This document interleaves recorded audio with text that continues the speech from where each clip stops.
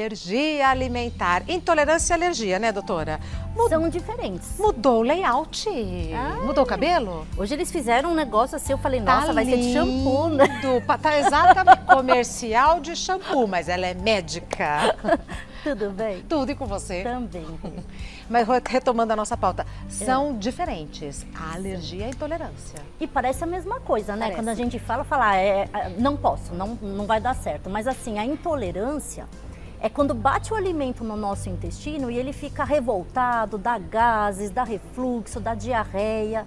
E a alergia, você se entrar em contato numa dose muito alta, a quantidade muito alta desse alimento, você pode ter até edema de glote. Pode dar as placas vermelhas, pode dar queda de cabelo, pode dar, uma coisa mais séria. Então a intolerância não morre, não mata. A alergia, se a pessoa realmente tiver alergia, ela tem que tomar um cuidado redobrado. Então vamos aos mitos e verdades para a gente ir entendendo tintim por tintim. Doutora Maitê Pimentel, é mito ou verdade que todos nós apresentamos intolerâncias ao leite de vaca e devemos excluí-lo da alimentação? Isso é mito, né? A gente não pode nem ser 8 nem 80, então quem tem alergia, que não pode entrar em contato, principalmente as crianças, devem se tomar muito cuidado. Agora, quando a pessoa tem intolerância, ela tem que evitar, porque a intolerância alimentar, por exemplo, às vezes a pessoa tem intolerância, são coisas diferentes também, a lactose e a proteína do leite, a caseína. Então, quem tem intolerância à lactose é o açúcar que está dentro do leite. Aí a pessoa não tem a enzima lactase que queima esse açúcar. Não vai cair bem. E aí, tá tudo uma fermentação das bactérias no intestino, aí não cai bem. Então, dá diarreia, dá estufamento, aquela barriga inchada, aumenta a obesidade e não absorve direito um monte de alimentos, principalmente o cálcio. Então, osteoporose, quem tem intolerâncias alimentares tem que tomar cuidado. Aí essa pessoa com intolerância, ela tem que evitar. Agora, quando ela tem a intolerância à proteína do leite, aí ela não pode entrar em contato também. Então, por exemplo, não tem muitos produtos, leite sem lactose, iogurte sem lactose. Quem tem intolerância à lactose, pode tomar.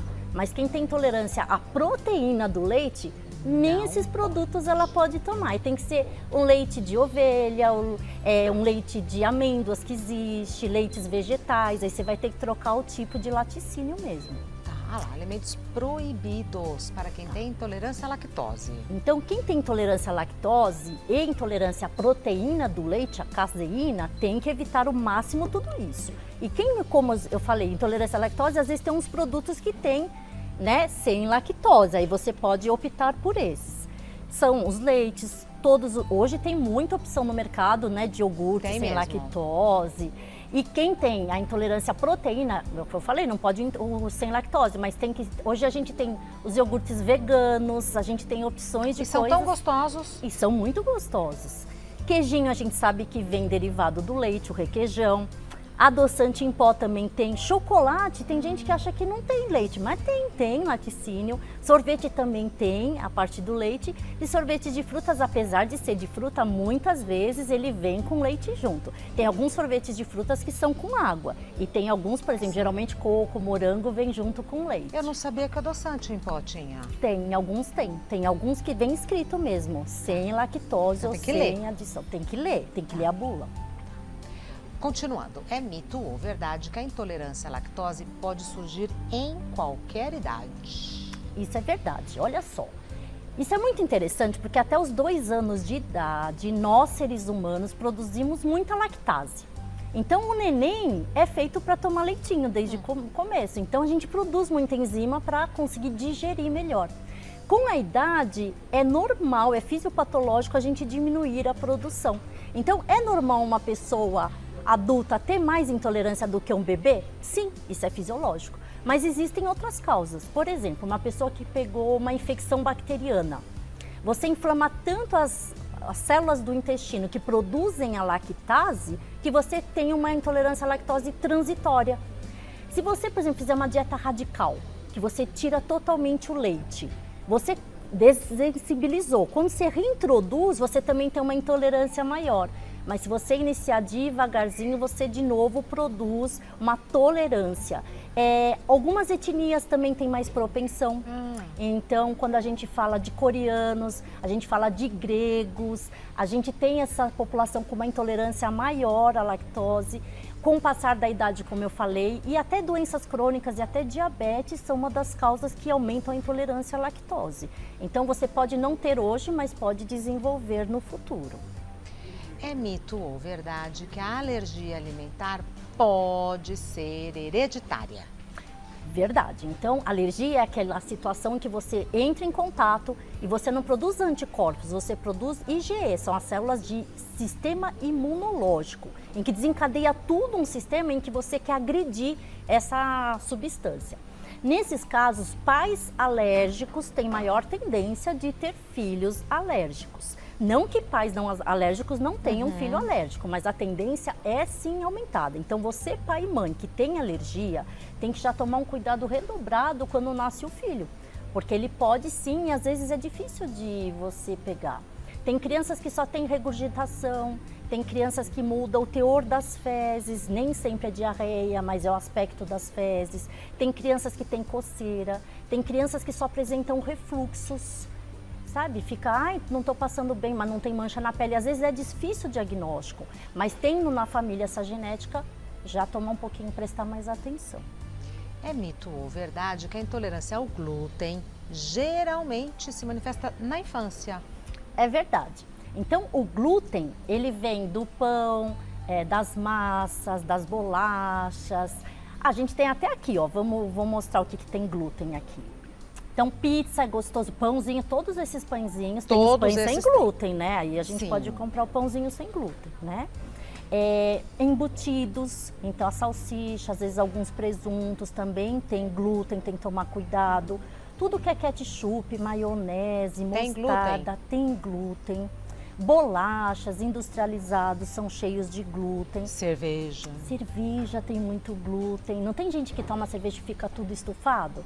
Muitas vezes não é só intolerância à cevada, é intolerância ao glúten. Barrinha de cereal também, doutora Maitê? Muitas têm, a gente acha que é super natural, saudável, isso engana bastante, né? O resto a gente sabe, bolacha, salgadinho, isso tem bastante. Então o que acontece?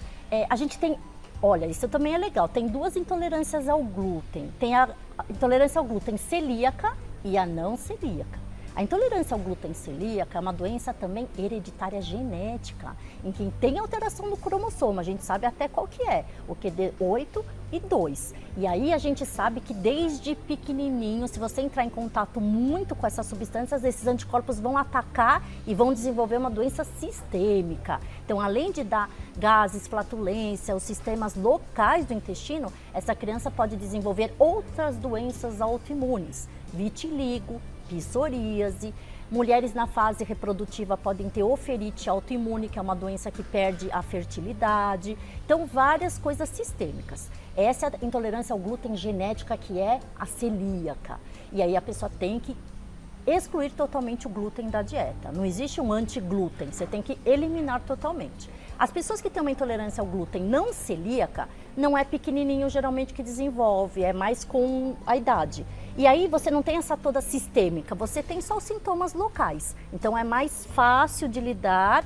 Quem já é celíaco, geralmente é desde pequenininho, tem também um cuidado redobrado. É mito ou verdade que o glúten inflama o organismo e precisa ser retirado da dieta até de quem não tem alergia? Isso é mito. Então, a gente teve duas perguntas aqui. Leite é para tirar para todo mundo? Glúten é para tirar para todo mundo? Não, gente. Só quem tem intolerância e quem tem alergia. É lógico, a gente sabe, por exemplo, que o glúten tem carboidrato. Carboidrato não é legal para quem quer manter o peso, para quem não quer ser inflamado, porque tem até teorias, por exemplo, do glúten, ele ativa o sistema inflamatório da gente, é verdade. Então, apesar, por exemplo, você não é intolerante ao glúten, mas faz bem às vezes tirar o glúten, muitas vezes se você estiver fazendo uma dieta low carb, uma cetogênica, isso vai ajudar a produzir corpos cetônicos e desinflamar o intestino, porque muitas vezes você nem começa a emagrecer no começo de uma dieta, porque teu sistema imunológico e alérgico você está todo inflamado, a gente fala. A gente tem 300 trilhões de bactérias no intestino. Você imagina se está tudo inflamado? você não absorve direito as vitaminas, aumenta a queda de cabelo, osteoporose, doenças autoimunes, e você tem fraqueza, cansaço, indisposição e não consegue absorver as vitaminas do bem. Nós somos o que comemos. Se a gente não absorve direito os nutrientes, micro e macronutrientes, a gente não vai conseguir. Você come, mas aquilo não é absorvido. Então é super importante. Não sou contra nem a favor, não é isso, gente. Para cada caso individualizado, mas não sejam radicais. Por isso que é bom sempre fazer os exames. Tem testes de sangue, tem testes que a gente faz pelo halitose, se você tem o hidrogênio que a gente dá para ver. Tem testes que a gente dosa anticorpo e hoje tem testes muito legais genéticos que a gente dosa pelo sangue mais de 222 alimentos que a gente pode ter intolerância alimentar. Tudo isso num teste? Num teste. Que antigamente só se falava em glúten e lactose. Exatamente, né? exatamente. Eu tinha uma paciente, ela tinha colite e diarreia e tudo, estufava a barriga e tira glúten e tira leite, tira isso, tira tudo, até fruta ela ficava inflamada. No final a gente fez o teste, era alho. Como é que eu ia descobrir? Ela demorou anos para descobrir que era o alho que era a intolerância alimentar Mudou dela. a vida dela depois que ela descobriu. Dela. Então ela emagreceu, ela diminuiu esses gases, flatulências. Desconforto. Ela tinha muita alergia na pele, queda de cabelo melhorou. Então você vê que uma coisinha é difícil às vezes de descobrir. Claro. Né? Eu fiz o meu, deu pistache. Como é que eu ia saber que era pistache? Deu ameixa, deu pistache. Então fruta também. Tem gente que pergunta, tem intolerância alimentar à fruta? Sim. Tem. A legumes? Tem. Vamos direto para as perguntas então, doutora Maitê. A primeira foi enviada pelo Pedro. Tenho intolerância a alguns tipos de legumes aí, ó. E às vezes acabo consumindo. Tem como aliviar os sintomas? Muito bom, Pedro. Então, isso aí, ó. É legal você ter falado dos legumes, que as pessoas acham que as coisas da natureza não têm intolerância ou alergia, mas tem, tanto fruta quanto legumes. O que a gente faz quando a gente tem a intolerância? Como eu falei, não é alergia, não vai morrer. Vai ficar estufado, inflamado por um mês, não absorve as vitaminas. Mas você tem que ter uma microbiota muito saudável. Então, quanto mais hortaliças, grãos, verduras saudáveis você comer e tomar lactobacilos é uma boa estratégia, você vai ter uma microbiota não inflamada e mesmo que você inflame um pouquinho de vez em quando, não vai ser tão drástico. Mas quem tem intolerância tem que tirar os legumes que fazem mal. Então, o certo é evitar ao máximo aquilo que você tem intolerância. Continuando. Rúbia. Quando como algumas frutas como mamão ou banana, fico cheia de coceira e com sintomas intestinais, com muitos sintomas intestinais. Existe alergia ou intolerância alimentar pelo consumo de frutas ou verduras? Sim, parece estranho, mas existe, tá? Então, esse sintoma que ela tá falando é cheia de coceira, isso leva mais a pensar em alergia do que em intolerância, tá? Coceira é um sintoma muito mais prevalente à alergia, manchas na pele, erupções cutâneas, mas a gente sempre tem que fazer os dois testes para exclusão. Se você, por exemplo, tem alergia, não vai poder comer mais esses tipos, porque vai aumentando. É igual tem gente, eu comia camarão e depois não me deu mais alergia. Até que um dia deu. E um dia deu. Você fala, por quê? Porque a gente chama isso de sensibilização. Então aquilo agride, aí você produz uma chavinha para ir contra, mas foi só um pouquinho. Aí você depois come, aí produz 10 chavinhas para ir contra. Às vezes você comeu um negócio, você já tem 10 chavinhas, vira 100. Aí te manifesta essa crise de alergia ou de intolerância. Então, às vezes a pessoa nem sabia, era um sintoma tão leve que ela não percebia que tinha alergia ou intolerância. E com a sensibilização você manifesta os sintomas. Letícia. É possível desenvolver alergia depois dos 30 anos? Sempre comi frutos do mar e nunca tive nada. Agora, vem apresentando coceira no corpo quando come esses alimentos. É normal? Então, Letícia, foi justamente o que a gente acabou de falar. Às vezes você nunca teve nada de alergia, de intolerância e começa a desenvolver. Isso existe, isso tem que ser tratado. A gente toma um antialérgico e às vezes existe a possibilidade de você voltar a comer essas coisas. Isso chama desensibilização. Então a gente tira totalmente e vai reintroduzindo aos poucos e vai melhorando o sistema imunológico e toda a microbiota intestinal e a gente consegue muitas vezes, tá? Então não é assim, eu tenho, vai ser para sempre. Nem sempre, isso é outro mito que as pessoas acham. Eu nunca mais posso na minha vida. A gente tem possibilidades de alterar isso. Então, pode desenvolver depois? Sim. E a gente pode depois desensibilizar? Sim, pode. Então, antes e depois você pode ter e parar de ter. Mais uma. Luciana. Eu tenho intolerância ao glúten diagnosticada pelo gastro, mas não sou celíaca. Não consigo entender. Pode me explicar? Isso é Boa. difícil mesmo de entender, porque confunde a nossa cabeça, né? Então, existe o que é? O glúten vai fazer mal para as duas partes, o intolerante ao glúten celíaco e o não celíaco. Qual que é a diferença? O celíaco tem uns anticorpos que são chamados, até você que está em casa, como é que chama? Antiendomísio, gliadina e transglutaminase. Se você tem esses anticorpos, quando entra o glúten, você comeu a pizza, vai lá e começa os anticorpos a subir. Inflamam, dão gases, dão refluxo, dão todos os sintomas igual ao não celíaco. Tá. Só que o celíaco, ele é sistêmico. Esses anticorpos, eles não ficam só no intestino, eles vão para o corpo inteiro. Então, como eu falei, ele pode ativar outra doença autoimune.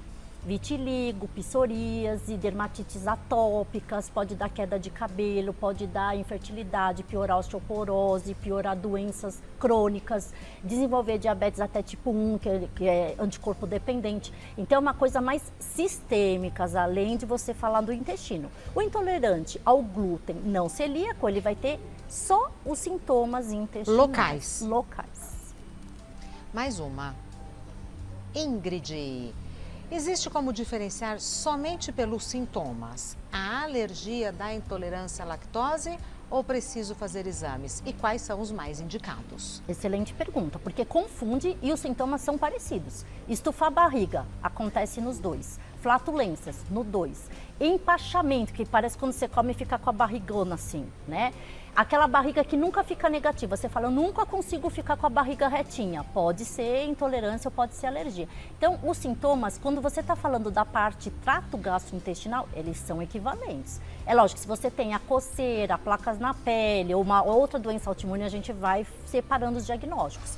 Mas os testes já diferenciam para a gente. Então, a gente tem o teste de intolerância à lactose, o teste de intolerância à proteína do leite, a caseína. A gente tem os testes de intolerância ao glúten celíaco, não celíaco. A gente tem esse teste agora genético com 222 alimentos. Então, o diagnóstico é feito através de laboratórios. Vale a pena fazer o teste para você saber realmente o que você tem e fazer o tratamento correto. Claro. A Tatiane traz a seguinte questão. Sou vegana há 4 anos e não consumo nada de origem animal. É possível adquirir uma intolerância à lactose por não comer produtos lácteos? Então, olha que interessante, Tatiane. A intolerância, ela vai ser sensibilizada quando você entra em contato. Então, é muito difícil realmente uma pessoa que não ingere, ela desenvolver. Agora, às vezes tem num bolo e você não sabia e sensibilizou. Então tem que tomar cuidado. Por exemplo, o glúten. Tem até remédio comprimido que tem glúten. Eita. Tem maquiagem que tem glúten. Então é difícil a gente, assim, às vezes... Viver sem totalmente. Totalmente tão restritivo. Agora, realmente você está certíssima, Tatiane. Se você não ingere, o teu intestino não está entrando em contato e não vai produzir as células contra. Só que se você não entra em contato e um dia entra numa carga bem alta, você pode ter um sintoma muito mais grave. É muito comum pessoas que fazem dietas restritivas e aí voltam a comer. E aí o sintoma de intolerância, por exemplo, vem com tudo, porque ficou um tempo sem e entrou em contato de uma vez. Bom, vou agradecer demais a doutora Maitê Pimentel, que tem um site que é maitemedica.com.br e no Instagram Maitê_médica, Maitê, M-A-I-T-H-E, Maitê_médica.